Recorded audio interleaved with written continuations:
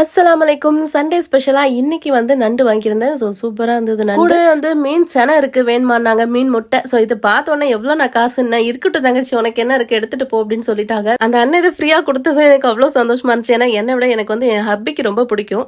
இந்த மீன் முட்டையை வந்து அது மேலே ஒரு லேயர் மாதிரி வரும். அந்த லேயர் மட்டும் எடுத்து கட் பண்ணி எடுத்துட்டு அப்படியே தண்ணியில் போட்டு நல்லா வாஷ் பண்ணி எடுத்துடணும்.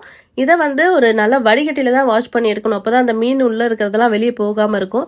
இது ஆக்சுவலா கட் பண்ண மாட்டாங்க, அவங்க கட் பண்ணி எடுத்துட்டு இருக்காங்க. முன்னாடிலாம் இந்த மீன் முட்டையை அடிக்கடி எப்பவுமே செய்வாங்க. எப்பவுமே ஒரே மாதிரி தான் செய்வாங்க. எண்ணெயில வந்து மிளகாத்தூள் உப்பு போட்டு நல்லா பொரிச்சு எடுத்துருவாங்க. அப்படி பொரிச்சா என் ஹப்பிக்கு ரொம்ப பிடிக்கும். பட் என் பிள்ளைங்களுக்கு சுத்தமா பிடிக்காது, தொடவே தொட மாட்டாங்க. அதனாலேயே இன்னைக்கு வந்து என் பிள்ளைங்களுக்கு பிடிச்ச மாதிரி செய்யணும்னு சொல்லிட்டு தான் டிஃப்ரெண்டா செய்யணும்னு யோசிச்சு பார்த்து செஞ்சேன். ஸோ செம்ம சூப்பரா வந்துருந்துச்சு. டேஸ்ட்டும் வேற லெவல்ல இருந்துச்சு. மீன் முட்டைனா பிடிக்காது, மீன் முட்டைனா சாப்பிடவே மாட்டேன்னு சொல்றவங்க கூட விரும்பி சாப்பிடுவாங்க. அந்த அளவுக்கு வேற லெவல்ல இருக்கு டேஸ்ட். மீன் முட்டையும் செஞ்சு முடிச்சுட்டு நண்டு கிரேவியும் வச்சுட்டு கூடவே வந்து ரசமும் சூப்பரா வச்சிருந்தேன். ஆக்சுவலா இந்த மீன் முட்டை ரெசிபியா நான் யூடியூப் பார்த்து தான் செஞ்சிருந்தேன். ஸோ 1-2 இது வீடியோஸை பார்த்து அதை 2 எப்படியே கொலாப் பண்ணி செஞ்சதுதான் இது. ஸோ டேஸ்ட் ரொம்பவே சூப்பரா இருந்துச்சு. அந்த மீன் முட்டை ரெசிபியை சாப்பிட்றத விட அந்த சட்டில சோறை போட்டு விரவி சாப்பிடுற போது அடிப்பொலியா இருந்துச்சு. இந்த வீடியோ பிடிச்சிருந்தா லைக் பண்ணி மறக்காம சப்ஸ்கிரைப் பண்ணிக்கோங்க. இந்த ரெசிபி எப்படின்றத நெக்ஸ்ட் வீடியோ பார்க்கலாம். பாய்.